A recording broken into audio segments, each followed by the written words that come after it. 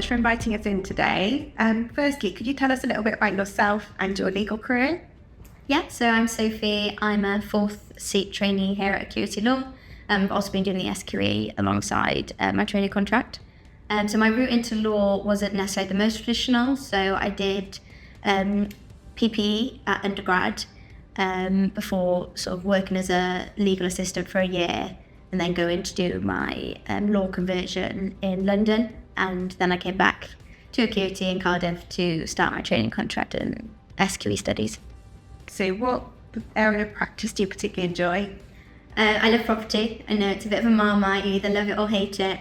But I do really, really enjoy property. And I've been really fortunate during my training contract, actually. The firm has property seats through different lenses. So I started off just doing commercial property. So property probably in its purest form that we do here. And then I just do property litigation, so dealing with disputes surrounding property. And now I'm just finishing real estate finance. So property, but from sort of more of a banking side and working with lenders. So yeah, I've been really fortunate to not just do property here, but to do property in many different ways here. Already as well. So back to the SQE. What did you know about the SQE before you started to prepare for it? Very little, in complete honesty. So from the time I got my training contract to starting, it was quite a small period of time. And I was offered an SQE training contract. And obviously when you get offered a training contract, especially there were, lots of other reasons I wanted to come back to Cardiff, and I wanted to train here. So, took the training contract as soon as I got it. But so my knowledge of the SQE was quite minimal. And it's also when I did start my training contract, it was still fairly new. So Courtney and myself, the trainee at the firm, were the first SQE trainees to come through the firm, so it was still fairly new. So my understanding and knowledge of the SQE was quite limited, partly due to my own fault, but also at the time there just wasn't as much about it. It was still really new. Firms were working out sort of how to deal with it. Even the legal industry as a whole, I think there was not as much out there. So I knew very little, but got to know very quickly. So I was put in touch with the College of Legal Practice straight away, set up with my own sort of system. The college gives you early access to materials, so that really helped as well, just to get an understanding. And also go into a lot of law fairs with the firm quite early on. Just had to learn about the SQE. So although at first knowledge was a bit limited, I did quickly pick up what was expected of me and future trainee solicitors. Okay. So how do Acuity structure their SQE program for their trainees? What was your program? So my program was a little bit different because obviously it was quite early stages and the firm sort of considered and learned from that. So the firm was a really unique approach, I would say, in that you train and you study at the same time. So I know a lot of other firms are requiring that students study and pass their exams before they start their training contract. There's arguably pros and cons to both, but what I liked about this was that I could just get started straight away, having sort of already taken a year out in industry and then doing my conversion. The thought of taking another 2 years out before I even started just didn't seem like the route that I wanted to take. And I'm sure I'll touch upon it later, but being in practice helps so much with the exams, especially SQE2, which is half based on sort of the skill sets that you have. And I think back to the trainee I was in my first seat to who I am now and how I deal with things differently. So I'm very grateful that actually the studies went hand in hand with the learning. And I think they sort of enriched each other, really. Yeah, so if you were studying and working full time, how was that for you?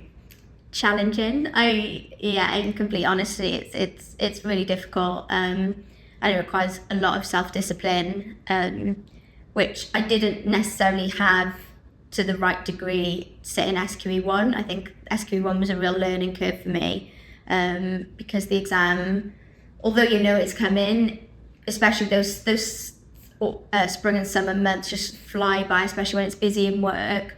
and they were a lot closer all of a sudden than what I thought they were. So time management was definitely a skill that I learned from SQE1 going into SQE2. But I think that is it is a learning curve. It is difficult. But again, because you're working as well, you're studying without even really realising you're studying. And the firm's really helpful because we get a day and a half off a month. And anytime I've needed to take that day, even if it's last minute, I've been really supported with that. So it was definitely a learning curve, SQE1, but it is going to be difficult. And I think as long as you have support around you and also a bit of time, breathing time, because I think SQE1, you just have to be in a really good sort of mental space because of the way that the exams are structured. They're 5-hour exams, 180 multiple choice questions. So also balancing that with sort of family and friends as well. Yeah, definitely. But it's good to hear that Acuity will give you the support that you need as well. In terms of the SQE preparation that you experienced with the college, what was that like? Yeah, brilliant. Again, in complete honesty, when you first sort of log onto the portal and you first start the modules, it can be a bit overwhelming.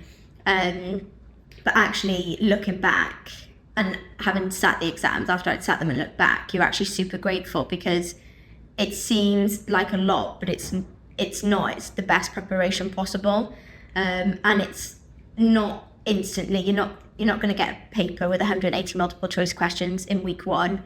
There's just 10 multiple choice questions at the end of each unit, so it gets you into the swing of things. It gets you starting to answer questions. It starts answering questions that you will have in your exam or similar, so that's really good experience as well. But yeah, at first it can be overwhelming because it's a lot of content, and I think especially because it's learning online and all the content's available from the beginning, if you're going through the modules quite quickly, it seems like, oh, this is a lot of content. But that's just because it's quite different to uni in the sense that you'd have one lecture a week and you'd only learn in that week. So yeah, it seems overwhelming, but it's the best preparation possible. And you mentioned multiple choice questions. So do they get more as you go through the course? How does it work? Yeah, so that's what I think is really good about the course as well. It's very gradual. So as I said, at the sort of end of every unit, you'll have 10 multiple choice questions, and it'll be about that week. So that's helpful as well, because if there's a week you're not as good at, or that you are, you'll be able to see, having done that unit for the week, okay, when I come to revision, I may not need to spend as much time on this because I got 8 out of 10 on the multiple choices, comparison to another week where I only got 5. So in terms of that sense, it's nice that there's so much there. But then in terms of your actual marking, so the College of Legal Practice have sort of summatives throughout the course, and they gradually build up. So the first one is sort of half an hour, and then the next one is an hour. And that's really helpful as well because, as I said, you're not thrown in the deep end having 180 multiple choice questions from week one, which be really daunting. The college, as it seems that they've considered at what point would a student be able to answer this amount of questions. So that gradual preparation, makes it easier then when it comes to the exam because you've been built in those blocks. Yeah.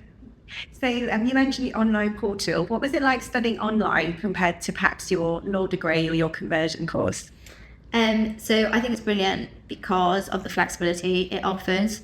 If you've only got an hour a day, you don't have to think about commuting. You can just put your laptop on and get a unit or two done. Same with the flexibility in terms of where you are. I haven't had to take any time to commute into a space to have a lecture because I can just put my laptop on and watch it there and then, or I can watch it later on down the line.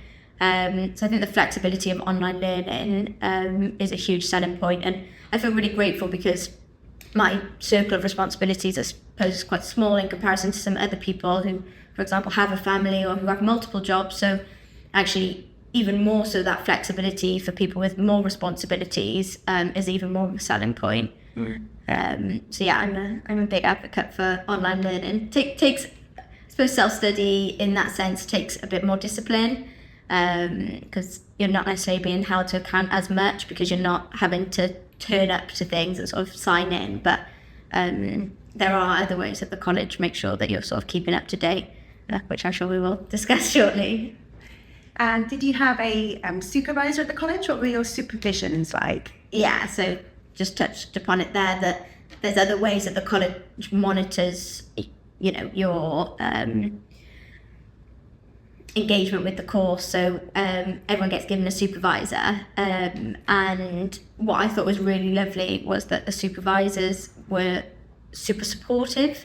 I know that sounds really crazy because obviously a supervisor should be supportive, but I was quite taken aback by if I didn't make it, for example, to one of my supervisor sessions, there would always be an email afterwards, but it was never from a place of sort of judgment or, you know, you're in trouble. It was, oh, I noticed that you weren't there today. You know, is there anything the college can do? Are you okay? Do you want to reschedule?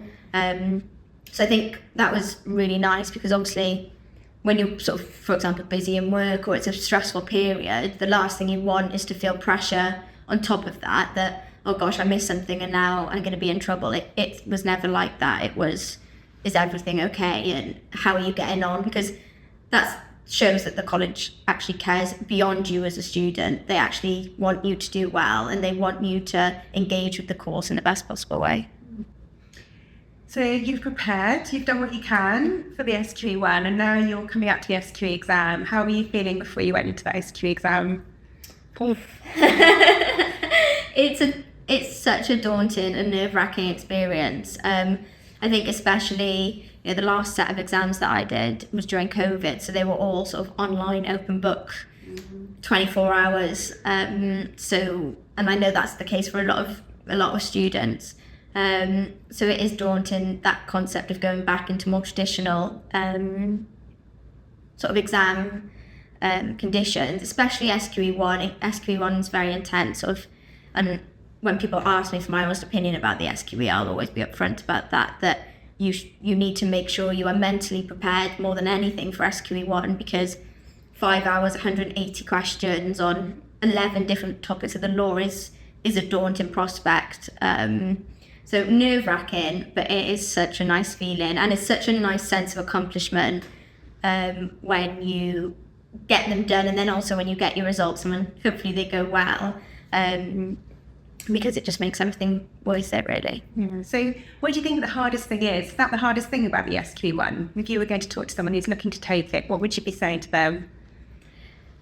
It's a good question. I think the sheer amount of content is quite overwhelming. There's a lot to learn, and especially in areas of law you might not have done much around before. So sort of wills and probate is one of the topics. And I didn't study that in my law conversion because it was not considered one of the sort of core modules. So it's quite daunting not just having so much content, but content you've probably never seen before. So I would always say that, yeah, the content and the exams themselves are probably the things that you most need to prepare for. But then there are challenges with sort of any way of getting into law. You know, the LPC had its own challenges. The one thing that's nice about the SQE is you've just got those two sort of examinations and you pass both, and, you know, provided you have your qualifying work experience, you can qualify, whereas the LPC is obviously a lot more examinations, a lot more coursework, a lot more so, you know, there's pros and cons to both, but yeah. So SQE1, how did you feel when you got your results? Because that takes kind of 6 weeks or so after the exams to come through.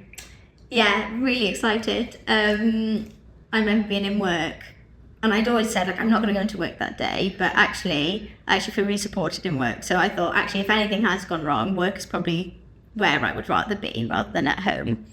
But it's such a nice feeling, and, you know, successes are really celebrated here. If we have sort of internal communications that go out, and if you pass exams, like, you know, you get a little shout out in those. So it's small things like that, you just feel supported, and also your achievements are like celebrated, which is really nice. So it did feel like a lot of hard work had paid off, and I do think that they are, for how daunting they are exams where if you put in hard work, you will hopefully get a reward out of it.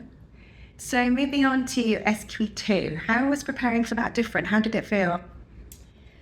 SQE was a bit different because, and again, I think I'm really grateful that I got to study and practice sort of together, because the trainee I was in my first seat would have done SQE2 very differently to the trainee I am now. So the soft skills, because obviously the way SQE2 is marked, you've got half of it going towards your legal knowledge and half of it going towards sort of your softer skills. And it's just small things like how you set out a letter, how you communicate to a client. So they're things that you get challenged on in SQE2, and I've been fortunate enough to pick up those skills in practice. So yeah, quite different, because obviously you're being challenged on a different front. It's not just your legal knowledge anymore. Yeah. But I think, that also provides quite a nice opportunity for you to show that, you could be a good solicitor, and you have those skills beyond just the legal knowledge, because in practice they're often a lot more important as well. You can go back and look at the legal theory, but when a client comes in and wants to speak to you face to face, a lot of the time it's how you sort of engage with them that's more important. Yeah. And what did you find was most helpful in your preparation course for SQE2? Again, so at first it may seem really overwhelming, but there are so many practices on the College of Legal Practice's online page.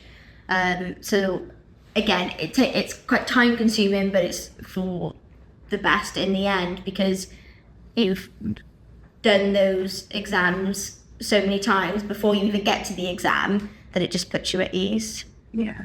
Okay. So on to SQE2, the day of the assessment, and the assessments are quite different, aren't they? So tell us a little bit about the SQE2 assessment. So the SQE2 assessment, you have 4 oral exams, and then you have 12 written exams.